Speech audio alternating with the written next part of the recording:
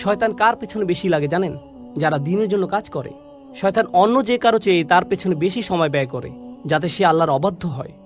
বিশেষ করে যখন সে একা থাকে, তারা বেশি ঝুঁকিতে থাকে, তাদের উপর বেশি আক্রমণ হয়ে থাকে। আমাদের মধ্যে কিছু ভাই ও বোন আছেন যারা ইসলামিক কর্মকাণ্ডে খুবই সক্রিয়। তারা অনেক ভালো কাজ করেন, কিন্তু একই সাথে তাদের কিছু খারাপ অভ্যাসও দেখা যায়। এগুলো পাপের কাজ। এটা এতই গুরুতর সমস্যায় রূপ নিয়েছে যে তারা এগুলোতে আসক্ত হয়ে পড়েছেন। তাদের সাহায্য দরকার। তাদের কি দরকার জানেন?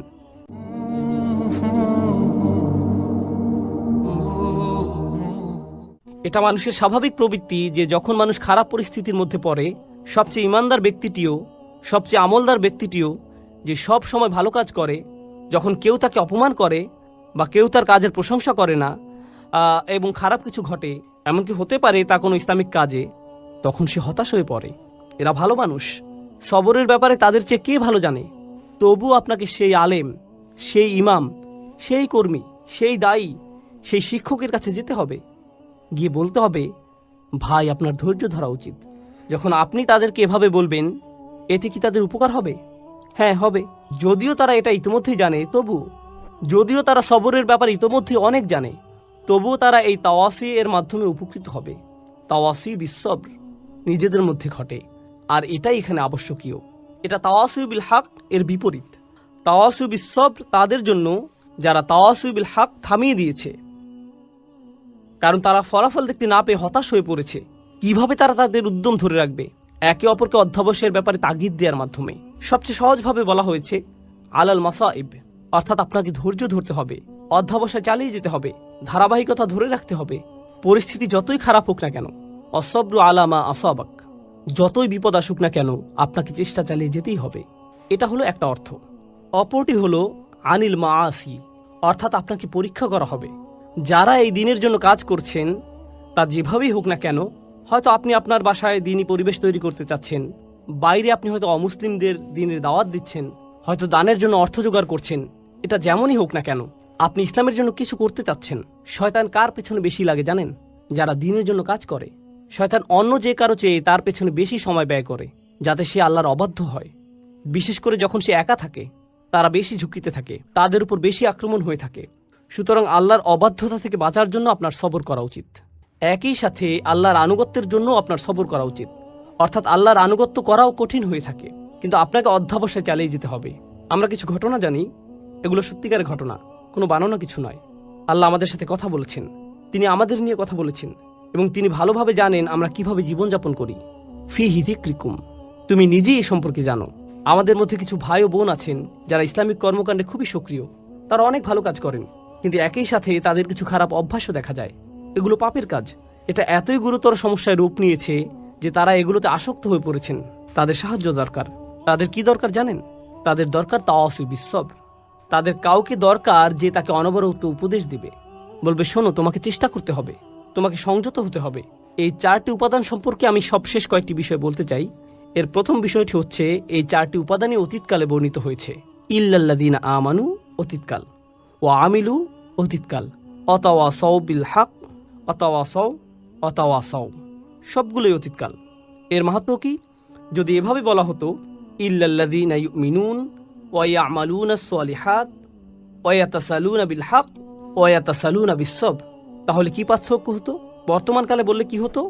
অতীতকালে বলার কারণে বোঝা যাচ্ছে এখানে এমন মানুষের কথা বলা হচ্ছে যারা মৃত্যুর আগ পর্যন্ত সারাটি জীবন এই 4টি কাজ করেছে। সুতরাং এখন আপনি তাদের জীবনটি পর্যালোচনা করে দেখতে পারেন। আপনি তাদেরকে দেখে বলবেন, হ্যাঁ, তারা তাদের জীবনকে ঈমানের দাবি অনুসারে অতিবাহিত করেছে। যখন আপনি তাদের জীবনের দিকে তাকাবেন, আপনি বলবেন তারা ভালো কাজ করেছে এবং তারা তাওয়াসু বিল হক করেছে, তাওয়াসাউ বিস-সবর করেছে। অন্যভাবে বললে এটা সেই আয়াতটি পরিপূর্ণ করেছে যেখানে বলা হচ্ছে, ওয়ালা তামুতুন্না ইল্লা ওয়া আনতুম মুসলিমুন, ভুলেও মুসলিম না হয়ে মৃত্যুবরণ করো না। আপনি যখন তাদের জীবনটি দেখবেন, আপনি বলবেন না তারা আগে ভালো ছিল, পরবর্তীতে তারা বিপথে চলে গেছে। তাদের জীবনের শেষ দিনটি পর্যন্ত তারা অটুট ছিল। সুতরাং আপনি তাদেরকে দেখে অবশ্যই বলবেন তারা এই 4টি বিষয় পরিপূর্ণ করেছে। তাই এগুলোকে অতীতকাল বলার কারণ বোঝা যায়, মৃত্যুর আগ পর্যন্ত তাদের গোটা জীবনটি এই 4টি কাজের সমষ্টি। এরাই সফল হয়েছে। অর্থাৎ আপনি থামতে পারবেন না। আপনি এমন একটা জায়গায় পৌঁছাবেন যখন মানুষেরা আপনার সম্পর্কে বলবে এই 4টি বিষয় আপনি পূর্ণ করেছেন। এটাই হলো দ্বিতীয় মাহাত্ম্য। এর শেষ বিষয়টি হলো, যা আমার মনে হয় সূরা আসরের এই আলোচনার অন্যতম গুরুত্বপূর্ণ বিষয়, তা হলো বায়ের কয়েকটি তাৎপর্য আপনারা জানেন। বিলহাক শব্দটি নিয়ে আমরা আলোচনা করেছি।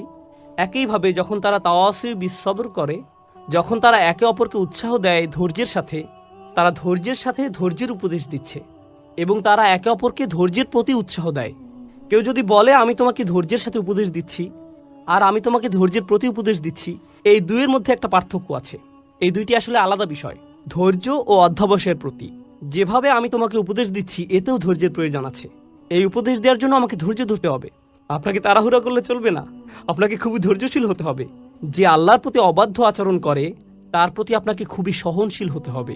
আপনি তাকে পরামর্শ দিবেন, এই পরামর্শ দেওয়ার সময় আপনাকে ধৈর্যশীল আচরণ করতে হবে। আর আপনি তাকে কিসের প্রতি উৎসাহ দিচ্ছেন? ধৈর্যের ব্যাপারেই।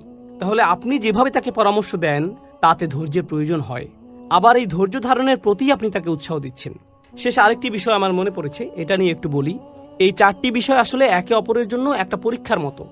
অর্থাৎ যদি কেউ সবর হারিয়ে ফেলে, শেষ কথা হচ্ছে এই চারটি বিষয় আসলে একে অপরের জন্য একটা পরীক্ষা। অর্থাৎ যদি কেউ সবর হারিয়ে ফেলে তাহলে সে তাওয়াসু বিল হক করতে পারবে না। কেন পারবে না? কারণ যখনই সে মানুষকে সত্যের ব্যাপারে জানাতে যাবে, মানুষ এমন কথা বলবে যা সে সহ্য করতে পারবে না। আর যখন মানুষের এমন কথা সে শুনবে, পরিস্থিতি তার জন্য কঠিন হয়ে যাবে। সে বলবে আমি এটা নিতে পারছি না। যখন সে বলবে আমি এটা নিতে পারছি না, আমি সহ্য করতে পারছি না, এ থেকে তার কিসের ঘাটতি বোঝা যায়? সবরের ঘাটতি। সুতরাং যখন কেউ সত্যের প্রতি আহ্বান করে না, বুঝতে হবে সেখানে সবরের ঘাটতি আছে। আরেকটি বিষয় এ থেকে বোঝা যায়, তা হলো কেউ হয়তো ভাবতে পারে যে সে সত্যের প্রতি ডাকছে, কিন্তু এই কথায় কারো কোনো সমস্যা হচ্ছে না।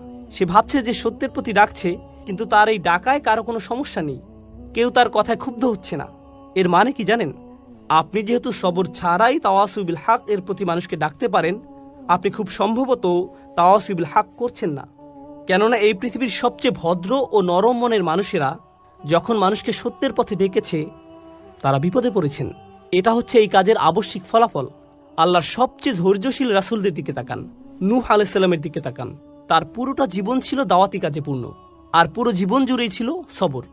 কেননা তিনি মানুষকে যা বলেছেন তা মানুষকে বাধ্য করেছে তাকে অপমান করতে, কটু কথা বলতে, তার বিরুদ্ধে দাঁড়াতে। আর এজন্য প্রয়োজন হয় সবরের। আর যখন এই দুটিরই ঘাটতি হয়, যখন আপনি মানুষকে সত্যের প্রতি ডাকছেন না, আর সেজন্য আপনার সবর করারও কোনো প্রয়োজন নেই, যখন এই শেষ দুটির ঘাটতি হয়, যখন কারো মধ্যে এই দুটি থাকে না, তা থেকে আমরা কি বুঝতে পারি কিসের ঘাটতি আছে? প্রথম দুটি শর্ত, ঈমান ও ভালো কাজ। কারণ যতক্ষণ না আপনি নিজেই ভালো কাজ করবেন, খারাপ কাজ আপনার চোখে পড়বে না। যদি আপনি নিজে ভালো কাজের সাথে যুক্ত না হন, আপনি বুঝতে পারবেন না খারাপ কাজ করলে সমস্যাটা কি। কিন্তু যখন আপনি নিজের পরিবর্তন করবেন, আপনি হয়তো পার্টি করতেন, তারপর আপনি আল্লাহর কাছে ভালোভাবে তওবা করে তার আনুগত্য করতে শুরু করলেন। যখন আপনি আল্লাহর আনুগত্য করেন আর অন্যরা পার্টি করে, এতে আপনি বিরক্ত হন, তাদের জন্য আপনার খারাপ লাগে। আগে এতে আপনি কিছু মনে করতেন না, কিন্তু এখন আপনার মনে হচ্ছে তারা কিভাবে এটা করছে, আমার তাদেরকে থামানো উচিত। আমি নিজেই ভুল করেছি, আমি চাই না তারাও একই ভুল করুক। এটা আপনাকে কষ্ট দেয়। কিন্তু এটা যদি আপনাকে কষ্ট না দেয়, আপনার যদি কখনো মনে না হয় যে আপনার তাদেরকে থামানো উচিত, তার মানে হলো আপনি ভালো কাজের প্রতি প্রতিশ্রুতিশীল নন। আর আপনার যদি ভালো কাজের ব্যাপারে প্রতিশ্রুতি না থাকে, তার মানে আপনার কি নেই? ঈমান। তাহলে এই সবগুলো বিষয় হচ্ছে লাজিম ও মালজুম। এগুলো একটি অপরটির আবশ্যিক ফলাফল এবং একটি আরেকটির সাথে ওতপ্রোতভাবে জড়িত। আমি অন্য সূরাগুলোর চাইতে এই সূরাটিতে অনেক বেশি সময় নিয়েছি। আমরা সূরা নাবা থেকে শুরু করেছিলাম, তখন একটি সেশনে একটি সূরা শেষ করেছি, কিন্তু এটা সূরা আসরের চতুর্থ সেশন। আলহামদুলিল্লাহ, অবশেষে আমরা এটা শেষ করতে পেরেছি। কেন জানেন? কারণ আমার মনে হয়েছে এটা সবচেয়ে ছোট সূরা। এটা এমন একটি সূরা যা মুখস্থ করা খুবই সহজ। আমাদের বেশিরভাগই এটা আত্মস্থ করে ফেলেছে, কিন্তু এটা সবচেয়ে ভারী সূরা। এই সূরার ওজন সবচেয়ে বেশি। আপনি আপনার জীবনকে কিভাবে দেখেন তা এই সূরাটি পুরোপুরিভাবে পরিবর্তন করে দেবে। আপনি কিভাবে আপনার পরিবারের সাথে আচরণ করেন, আপনার দৈনন্দিন জীবন, যা আপনি অর্জন করেছেন, যা এখনও অর্জন করতে পারেননি, তার চেয়েও বড় কথা সফলতা এবং ব্যর্থতা বলতে আপনি কি বোঝেন, এই সূরাটি এই সব কিছুর প্রতি আপনার মনোভাব পরিবর্তন করে দেবে। ডক্টর ফাদেল সালেহ আস-সামেরাই বলেছেন, কোন সূরা শুরু কোনো না কোনোভাবে এর শেষ অংশের সাথে সম্পর্কিত, কোন সূরার শুরুর অংশ তার শেষের অংশের সাথে যুক্ত। এই সূরার শুরু কি ছিল? একটি আয়াত, ওয়াল আসর, যা দিয়ে বোঝা যায় যে আপনার সময় শেষ হয়ে আসছে। আর শেষ আয়াতটি হলো 4টি উপাদান নিয়ে, যা আমরা গত 2 সেশন ধরে আলোচনা করছি। তাহলে এই 2টি অংশ একটি অপরটির সাথে কিভাবে যুক্ত? ঈমান, ভালো কাজ, তাওয়াসু বিল হক, তাওয়াসু বিস সবর। এর ব্যাপারে সচেতন হওয়ার জন্য আপনার সময় শেষ হয়ে আসছে। আপনি সময় থাকতে সবকিছু ঠিক করে নিন। আপনার নিজের জন্য এটা খুব জরুরি একটা বিষয়। ইন্নাল ইনসানা লাফি খুসর, এটা কে? আপনি ধরে নিন, ইন্নান নাফসি, আমার নিজের জন্য। আমি নিজেই ক্ষতির মধ্যে আছি, আমি বিপদের মধ্যে আছি। আল্লাহ তাআলা আমাদেরকে তাদের অন্তর্ভুক্ত করুন যারা সূরা আসরের 4টি শর্তকে পূর্ণাঙ্গভাবে পালন করতে পেরেছে। আল্লাহুম্মা জাআলনা মিনাল্লাযিনা আমানু ওয়া আমিলুস সলিহাত ওয়া তাওয়াসাউ বিল হক ওয়া তাওয়াসাউ বিস সবর। বারাকাল্লাহু লি ওয়া লাকুম ফিল কুরআনিল হাকীম ওয়া নাফা'নি ওয়া ইয়্যাকুম বিল আয়াতি ওয়াজ যিকরিল হাকীম। আসসালামু আলাইকুম ওয়া রাহমাতুল্লাহি ওয়া বারাকাতুহু।